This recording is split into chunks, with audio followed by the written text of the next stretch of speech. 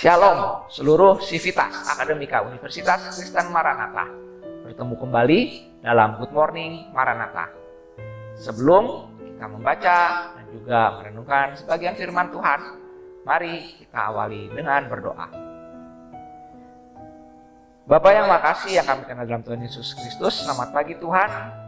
Terima kasih di pagi hari ini Tuhan masih memperkenankan kami untuk boleh bangun kembali dari istirahat kami semalam. Secara khusus, di hari yang spesial ini, Engkau boleh mengizinkan kami kembali hadir di Universitas Kristen Maranatha untuk memuliakan nama Tuhan dalam pekerjaan kami masing-masing. Sebelum kami memulainya, kiranya Tuhan memberikan hikmat kepada kami untuk kami boleh duduk diam, mendengarkan dan membaca sebagian dari firman Tuhan ini. Biarlah ini menjadi bekal kami sepanjang kami beraktivitas pada hari ini. Inilah doa kami ya Bapa, hanya dalam nama Tuhan Yesus kami alaskan doa ini. Amin. Bapak Ibu dan seluruh Civitas Akademika Universitas Kristen Maranatha, mari kita buka bagi yang memiliki buku Pelita Maranatha. Kita akan sama-sama membaca merenungkan renungan kita pada hari ini Rabu 1 Oktober 2025 dengan judul firman atau judul renungan kita pada pagi hari ini yaitu bukan hanya mengejar prestasi. Terambil bahan Alkitabnya dari Matius pasal 19 ayat 16 sampai 22. Dengan natsnya dari Matius 19 ayat 21 yang berkata, "Jikalau engkau hendak sempurna, pergilah, jualah apa yang kau miliki dan berikanlah itu kepada orang miskin, dan engkau akan memiliki harta di surga. Kemudian datanglah kemari dan ikutlah aku." Mari kita sama-sama merenungkannya. Albert Einstein pernah berkata, "Try not to become a man of success, but rather try to become a man of value." Dalam kehidupan universitas, kita terbiasa mengejar nilai tinggi, indeks prestasi, sertifikat, dan prestasi akademik. Semua itu baik dan penting. Namun ada kalanya kita lupa bahwa nilai akademik bukanlah satu-satunya ukuran keberhasilan hidup. Ada sesuatu yang lebih dalam yang menyentuh inti keberadaan kita, yaitu hati yang bersedia taat kepada Tuhan. Dalam Matius 19 ayat 16 sampai 22. Seorang muda datang kepada Yesus dengan pertanyaan eksistensial. "Guru, perbuatan baik apa yang harus kuperbuat untuk memperoleh hidup yang kekal?" Ia merasa sudah memenuhi hukum Taurat. Namun Yesus menantangnya untuk melangkah lebih jauh, melepaskan hartanya dan mengikut Yesus.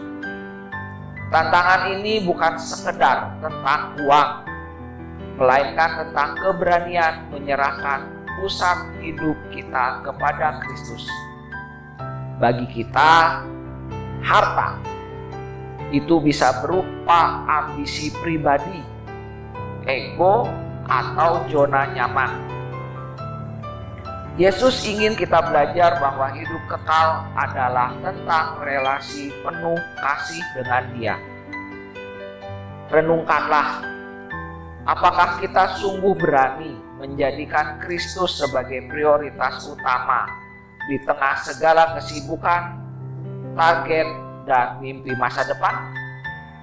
Hanya dengan hati yang penuh, bukan sekedar prestasi, kita dapat menemukan hidup yang sejati. Refleksi kita, hidup terbaik bukanlah ketika memiliki segalanya, melainkan ketika berani menyerahkan segalanya kepada Kristus. Pertanyaan pendalaman kita, apa harta atau hal yang paling sulit saya lepaskan ketika Yesus memanggil untuk mengikut Dia? Amin. Mari kita kembali berdoa.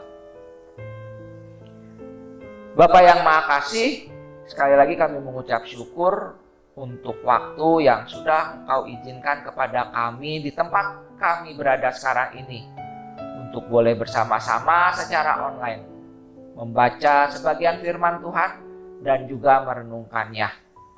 Terima kasih ya Bapa untuk renungan ini yang mengajarkan kami untuk memprioritaskan Engkau dalam kehidupan kami masing-masing.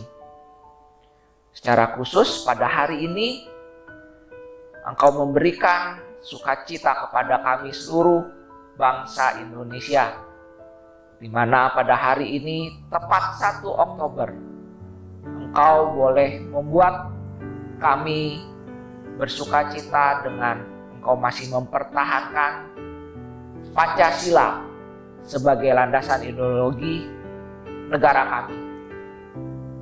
Dengan kesaktian Pancasila, Tuhan mengajar kepada kami semua, seluruh bangsa Indonesia, untuk saling bersatu walaupun berbeda-beda keyakinan. Biarlah dalam rangka kesaktian Pancasila ini, di tengah situasi negara kami yang tidak menentu, Tuhan masih tetap meneguhkan hati kami untuk kami boleh memprioritaskan Engkau di tengah-tengah kesulitan kami, secara khusus untuk negara kami Indonesia. Tidak lupa kami berdoa untuk para pimpinan kami, Presiden, Wakil Presiden, Menteri, begitu juga yang di bawahnya, Gubernur, Wakil Gubernur, Bupati, Wali Kota, Camat, hingga yang paling bawah pun RT RW. Kami mempercayakan mereka untuk boleh memimpin satuan-satuan atau negara yang sudah Engkau tujukan untuk mereka pimpin. Biarlah mereka mengelolanya, biarlah mereka memimpin atas dasar mereka takut akan Tuhan. Mereka memprioritaskan Tuhan di atas segala-galanya. Sebentar kami akan beraktivitas di tempat kami, secara khusus di Universitas Kristen Maranatha. Biarlah apa yang kami lakukan semuanya berkenan di hadapan-Mu dan kami persembahkan hanya untuk kemuliaan nama Tuhan. Terima kasih ya Bapa, beracara dalam aktivitas kami dari pagi ini hingga sore hari nanti. Inilah doa kami. Hanya di dalam nama Tuhan Yesus kami alaskan doa ini. Amin. Mari Bapak, Ibu, dan seluruh sivitas akademika Universitas Kristen Maranatha, kita kembali bersama-sama untuk mendengarkan visi misi Universitas Kristen Maranatha. Visi misi Universitas Kristen Maranatha. Visi Universitas Kristen Maranatha menjadi perguruan tinggi yang mandiri dan berdaya cipta, serta mampu mengisi dan mengembangkan ilmu pengetahuan, teknologi dan seni abad ke-21 berdasarkan kasih dan keteladanan Yesus Kristus. Visi mengembangkan cendekiawan yang andal, suasana yang kondusif, dan nilai-nilai hidup Kristiani sebagai upaya pengembangan ilmu pengetahuan, teknologi, dan seni dalam penyelenggaraan Tridharma perguruan tinggi. Demikian pembacaan Good Morning Maranatha pada hari ini 1 Oktober 2025. Selamat beraktivitas untuk kita semua. Tuhan Yesus memberkati dan salam integrity, care, excellent. Tuhan Yesus memberkati.